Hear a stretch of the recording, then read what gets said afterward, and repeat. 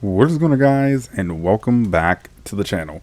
Alright, so this is going to be the final video of 2025, and for the final video I decided, why don't I go over my top 10 games of this year, or that has released this year, and give you guys like a little reason as to why I put them in my list, and give you guys a little bit of a story as to what they are. So, with that being said, let's get into this. So, at number 10, I got Ready or Not. This technically didn't release this year, but it released on consoles this year. I've been playing a lot of it, and what I love the most about it is that you basically play as like a SWAT team, and you control your guys, you go in here and there, and I've just kind of like enjoyed it with friends and even solo. Yeah.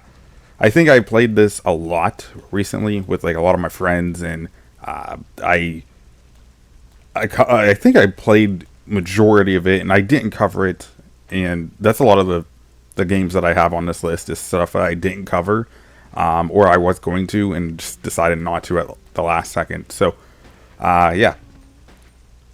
All right, number 9. This one I was gonna do a video on, and I decided not to. Where Winds Meet. Where Winds Meet is set in ancient China during a time of political collapse, following a wandering martial artist caught between freedom and responsibility. The game has a really amazing atmosphere, and the story kind of like lets you just kind of navigate it the way you want to, at whatever time you want. You can play the game for like 3 hours before you get into like the main story quest, and you can collect things. You probably hear a car outside my house. Yeah, and it kind of like has the Black Myth Wukong type feel, which I don't know, did that come out last year? I think that came out last year. I was gonna compare it to that, but I thought it came out last year. I thought I was gonna put that on this list, honestly. But yeah, the combat reminds me of Black Myth Wukong, and I would say the story, but like not really. Yeah. Number 8, it's kind of the same thing as Where Winds Meet, but Wu Chang Fallen Feathers. Basically it's exact same thing. You play as a warrior afflicted by a mysterious curse during the fall of the Ming Dynasty, blending history and dark myth. So like you play as like this character who's infected of some sort of, or cursed I should say, and like it has a mix of like, I would say, Elden Ring and like Black Myth Wukong, where it's got that open world kind of Elden Ring, and it's got like that combat of Black Myth Wukong. Yeah, but I've been enjoying those. I don't know why I feel like I'm rushing, but I've been enjoying that, and I think that's one I actually stopped playing, but I wanted to get back into. I didn't fully finish it. But yeah. Number 7, we got Borderlands 4. Now, I debated on whether or not I was going to put this on the list, because I did enjoy it a little bit, but it's kind of like, it's Borderlands, like, I think what would have made it better, honestly, is if they had Claptrap more in it. And I think I said this during my series too, that it would have been amazing to have Claptrap in it, but they didn't. So, and like, I don't know, the comedy, it was fun. I guess there was a few times where I kind of laughed, and I was like, that is funny. Yeah, I think afterwards, after I did like the DLC expansion, I went back and played it, and I grinded out like 4 different weapons and just to create a build. And I think now that I am more geared up, if I decide to go back and do like another video for it, I would have a lot more fun than I did. And that's kind of like why I also put this lower, because I don't mind grinding weapons. I played Division 2 since basically day 1. I've also played, what else have I played that's like a lot of grinding?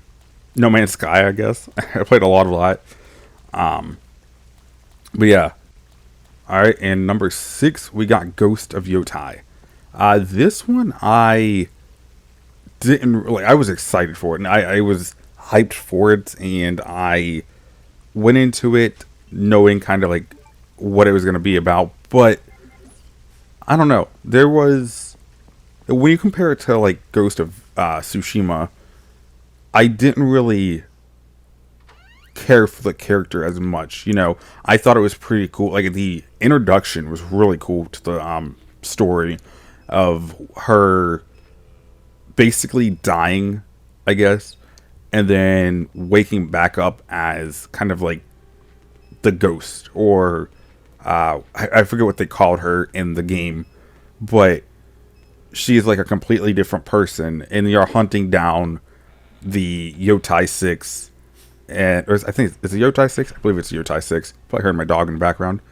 But yeah, I think that was pretty cool concept, and I think that I don't know if I did any videos after the main story. I don't think I did, but I did play a little bit of it, and there is a few references to Jin Sakai from Ghost of Tsushima, which I think was pretty cool. I believe you can get his ghost armor, I believe. I don't remember exactly. I haven't played the game in a few months, so. Yeah, but that was really cool. And yeah. Number 5 is Battlefield 6. Now, I wasn't huge into like the campaign of Battlefield 6.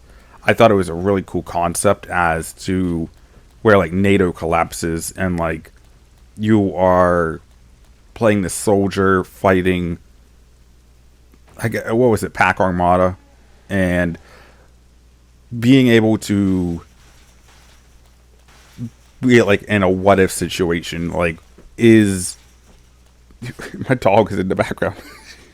But yeah, but like a what if situation of like if NATO collapses and you're kind of like defending your country from outside forces, you know.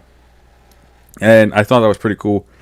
The one thing I didn't really like about the campaign though was I was confused majority of it with like the cutscene where you were kind of like, I guess, interrogating the girl, because it's like, when did this cutscene take place? Does it take place before the mission? Does it take place after? Because like some of it just kind of felt out of place, you know, where you could go through a mission and then you suddenly show up at this girl's house, and it's like, did you guys leave to go onto the mission and then come back and then you're interrogating her again? Like, that doesn't really make any sense. Yeah, but the multiplayer is really fun. I still play that. I think I played that like 2 days ago, and I got destroyed. RedSec just came out not too long. Actually, no, I think RedSec's been out for a while. I've been playing that, and I've enjoyed that. And I'm obsessed with Battlefield right now. Call of Duty released, that game was terrible. I played the zombies and the multiplayer for that, but I really haven't like enjoyed it. I was debating on whether or not I wanted to actually, this is kind of like off topic, what I wanted to record the zombies and record the multiplayer and upload them. But I was like, the series really didn't do well overall. Why would I continue going on with it if it's, you know, not going to do very well? So yeah. I know I said like, yeah, at the end of each part, I guess. Alright, number 4, Hollow Knight Silksong. Now, this game is hard. I've been enjoying it. I haven't even finished it yet. I know a lot of people have finished it way before I did. And I know they nerfed a lot of the bosses. Probably about, a month after it released. Because people were saying it was too hard. I didn't play it then, so I don't know the difference, and I can't really say whether or not I struggled then or not. I'm struggling now, but yeah, I've enjoyed games like Hollow Knight. I'd never played the first one, so this is like technically my first game in the franchise or the series. and like I've enjoyed it. It's kind of giving me like, in a way, it reminds me of Blasphemous, which that game is hard. I had never finished that game. I think I'm still in like the beginning stages of the game. But yeah, I've enjoyed it. It's not really much to say. It's like Hollow Knight, you know. It's like it's a challenging game. It really is. And like, yeah, the story is really good too.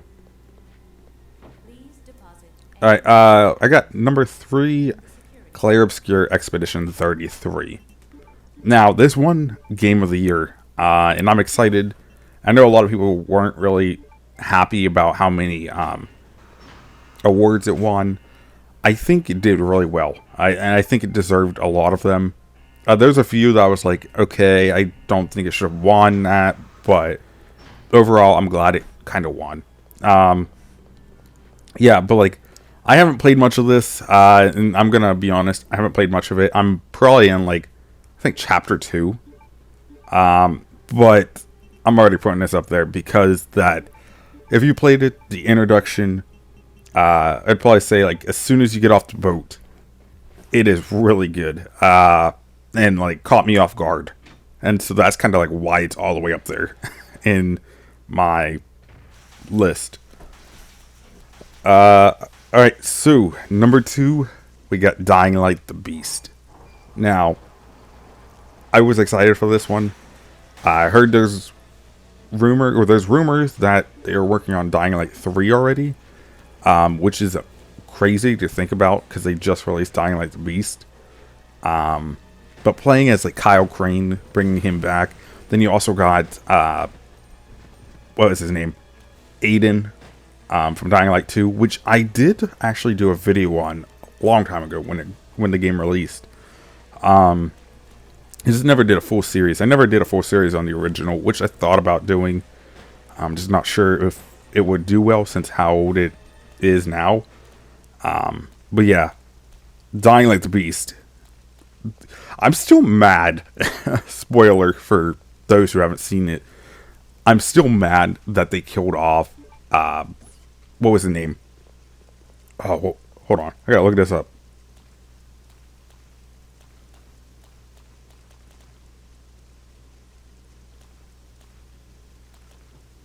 Spike.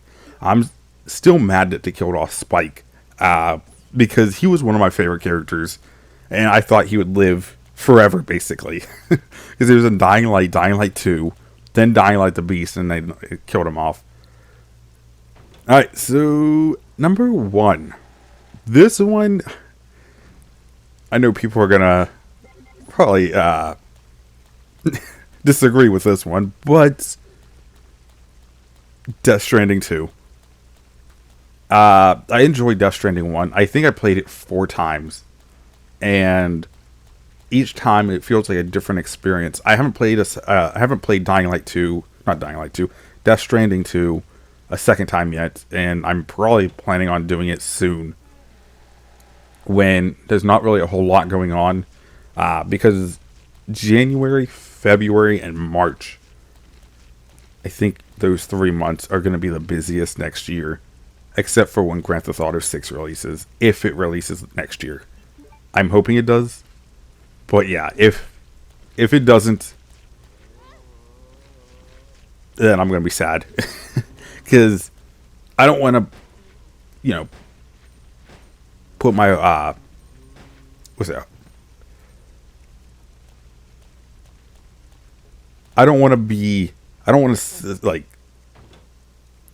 I'm hoping when GTA 6 releases that my channel blows up around then. I'm not saying, like, 100,000 subscribers or anything like that. I'm just saying, like, probably 100 subscribers, 200.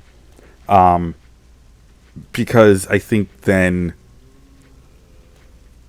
it's a lot. It'll help, and I'm kind of just like taking this, one time or one. I don't even know what I'm saying at this point. Yeah, but Death Stranding 2.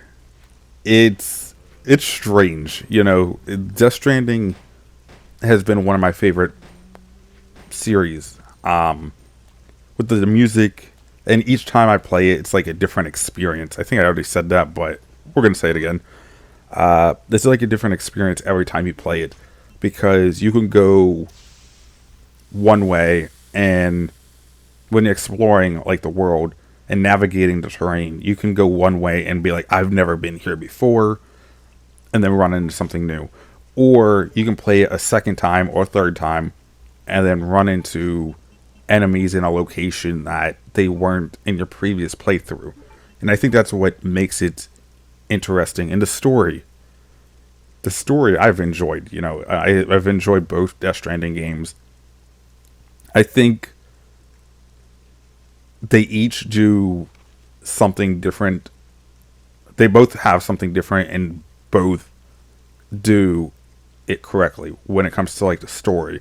I think Death Stranding 1 was more slow and grounded, as to where Death Stranding 2 is more like action packed, and like the boss fights is amazing in that, because Death Stranding 1 didn't really have the boss fights like Death Stranding 2, and I enjoyed it. I think if they come out with a Death Stranding 3, I definitely will cover it, or if I'm doing YouTube by then, or still, I will play it on my own, or if I'm not doing YouTube by then, I'll still cover it on my own, and I think that I'll enjoy it either way. Hideo Kojima, he does a lot of good work. I think, honestly, he is like one of my favorite game developer, director, whatever you want to call him. Uh, yeah, but yeah, I think that's it. I think that's all that is on my list. I actually turned off my phone when talking. So yeah, that's my top 10 games of 2025.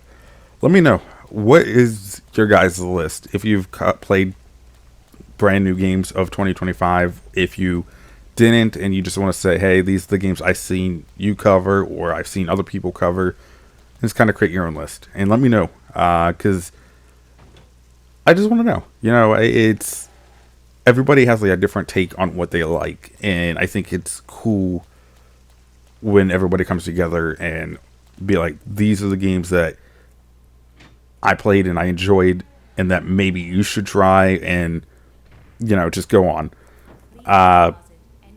Yeah, but with that being said, hopefully you guys did enjoy this kind of like ramble video, I guess. This video, I can tell you, is a mess, because I'm kind of like rushing this video, because of the last like few days I just kind of like been pushing it off to record, and now literally, I don't even know, hold on, what's today's date? Today's the 29th, so technically I got 2 days left, but I'm gonna upload it. I could technically upload it tomorrow on Tuesday. So yeah, I think that's it. That's all I'm gonna say. I'm just gonna leave it at that. But yeah, hopefully you guys did enjoy, and I'll see you guys in the next one. Also, I'm just gonna let this video, the rest of the gameplay, just play out. I got lost several times throughout this. You know, I haven't. I think I covered Code Veronica. Not covered. I played Code Veronica once on the channel, and I think that entire time I was lost and never made progress. I made slight progress on this. Little. But yeah. Hopefully you guys did enjoy, and I'll see you guys next time.